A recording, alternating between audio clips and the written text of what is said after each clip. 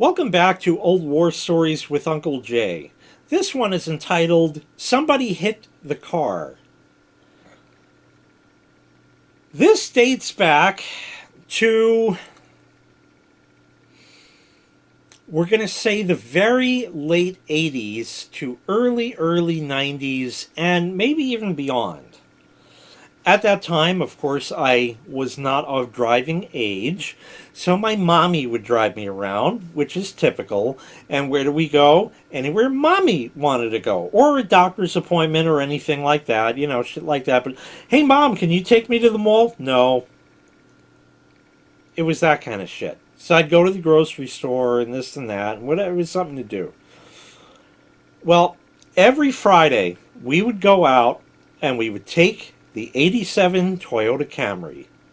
Now, my father bought that car brand new in November of 86, new for 87 model. And I remember when he got it. Anyways, within about a year,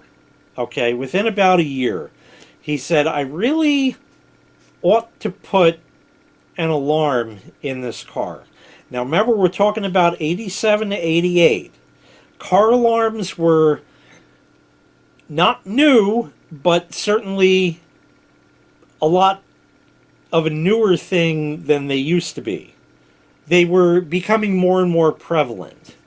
And we were one of the early adopters of that because, Mr. Shekels spent so much money on this car that, he wouldn't want anything to happen to it. So he installed and did it himself, an alarm system in the car. And this required cutting and splicing wires, and he went and did everything 100,000% correctly. And this was including soldering the wires and using heat shrink on them, because I remember striking the matches for him and holding it under the heat sink, under the heat shrink to shrink them. So I helped him with that. So it was definitely done right. I remember that. All four doors, the trunk, and the hood I don't think was wired in. There was no key fob for this alarm. The way it worked was this. The alarm is set. You go to the car. There was no key fob for the car either. So you put the key in the door and you'd unlock it and you'd open the door. When you did that, you would hear beep, and that would go on for 8 seconds. In that 8 seconds, your job to disarm the alarm was to simply put the key in the ignition and turn it to the accessory position. However, and this is just sort of an aside, my dad also installed around the same time a starter kill hood deadbolt. So this was a thing that mounted under the hood. It had a couple of wires that you would splice into the starting circuit, to the starter, and it would be a starter kill, and if you locked it entirely, it would throw a deadbolt in the hood. Why? Okay, back in the 60s, it was common, not on all cars, but it was fairly common, that to open the hood, it was somewhere in the grill there was a lever, and anybody could just open the hood. And why would anybody open the hood? Well, in New York City in the 1970s, when you had a 60s car, and they could just pop your hood open, they'd steal your car battery. Because they can. They can get money to sell it for drugs. It's New York City.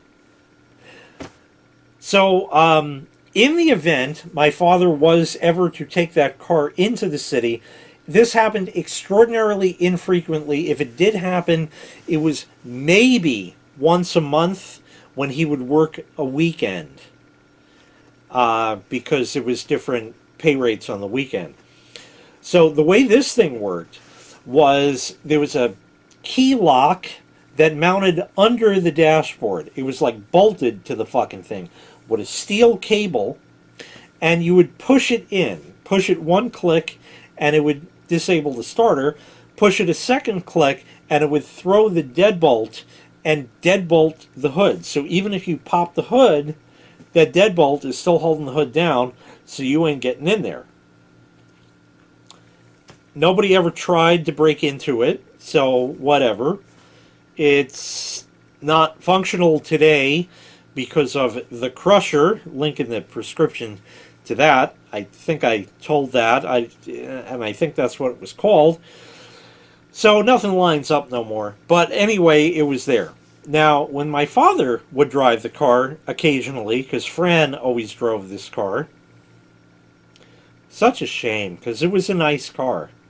And it could have been a lot nicer than what it looks like today. Anyways, Fran was slow. Okay, now, you would think that over all of the years that she drove this car, if you have a task to do like that, that in time you would just naturally practice by doing because you had to, and you would get faster at it. If she ever attempted to open the car door, things going beep, 8 seconds, right? Unlock the thing underneath to allow the starter to work and unbolt the hood, and then put the key in the ignition and turn it to accessory within 8 seconds, she didn't make it in 8 seconds. Every single time the alarm started blaring. She was slow. As a consequence of that, the way she would do it is to open the door, things are going beep, okay, immediately put the key in the ignition and turn it to accessory. Then take the key out of the ignition. The alarm at that point would go to start resetting. It gave you 30 seconds before it would reset. And then take the other key to unlock the thing to undo the hood bolt and the whole thing. And then you put the key back in the ignition and turn it and it would start, right? Well, if you think about it, that means that every single time that key was put into the ignition, it was put into the ignition twice. And therefore, the key got worn down and the lock got worn down over, what is it now, 38 years? 38 years. The key is, the screwdriver almost works. We'll put it that way. Okay? It's bad. Very, very, very bad. Anywho, the alarm we'll get back to. That was just kind of a fun aside, and why the ignition is worn out the way it is. Now, the alarm, okay, like I said, would go beep. Well, what if you get to the place that you're planning on going to? You get there, you park, you get out of the car, you lock the doors, the alarm sets within 30 seconds, you're in a store, you're in a restaurant, you're in anywhere, anything like that.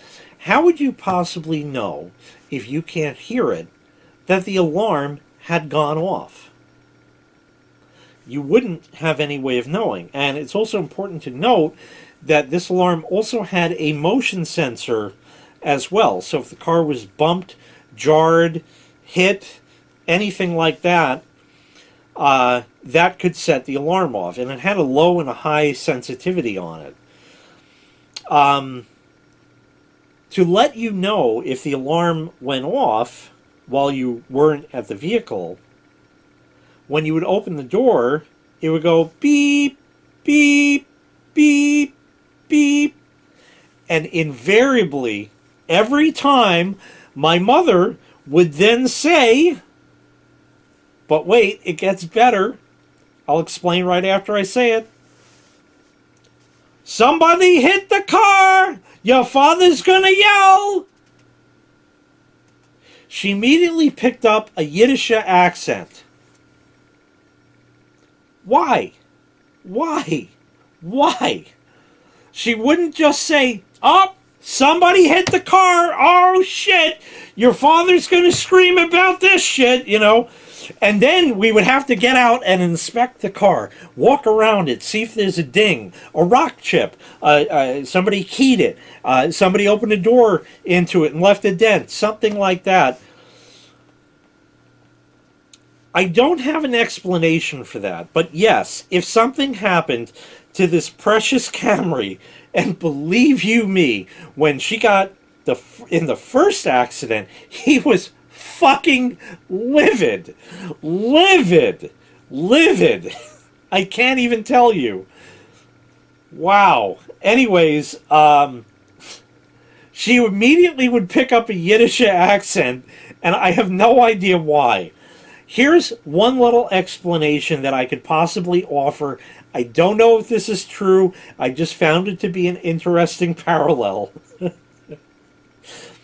One time years ago, and again, I can't really put a date on this, we're going to say sometime in the early 2000s, 2003, 2004, somewhere in there. Seem to remember Windows XP was on the scene, doing computer work for a local client to my parents, local to where they live, and they happen to be Orthodox Jews.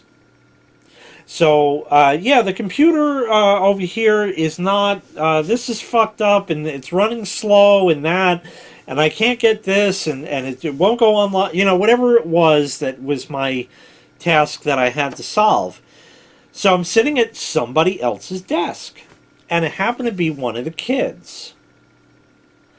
Now, here was also another little interesting tidbit, which I kind of need to tell you. My mother is the most Jewish, the most non-Jewish Jewish person. Okay? That means that she is Jewish, but tries to be more Jewish than she actually is. Conservative is kind of what I was brought up as, but she's trying to act like she's Orthodox, but she knows none of the nuances of that shit. And of course, the Jewish law always bends for her. For example, when somebody dies and you sit Shiva, you've probably heard that before, which a lot of people say sit shiver because they don't, it's Shiva. Anyways, when you do that, you're supposed to sit on sort of a cardboard box type kind of thing. A chair that is uncomfortable. And in that way, you feel the pain from having a lost loved one. I don't know. It's all this bullshit, okay? It just is. So, that being the case, right? Fran says, oh, I can't sit on that because of my back. And God is just going to have to understand this.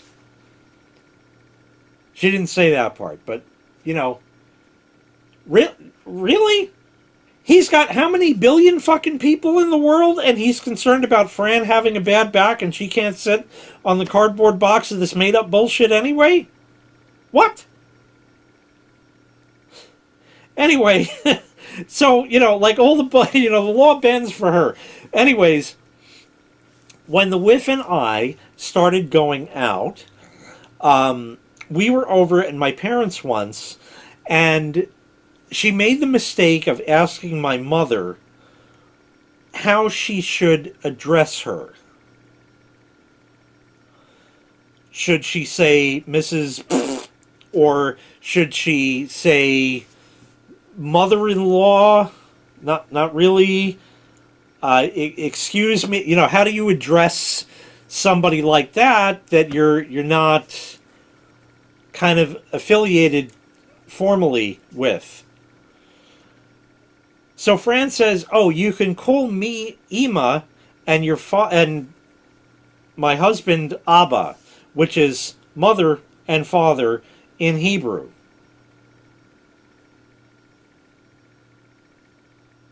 No.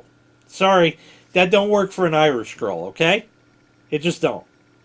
So she will not get her Judaism kicks off of my girlfriend, okay? It just doesn't work that way.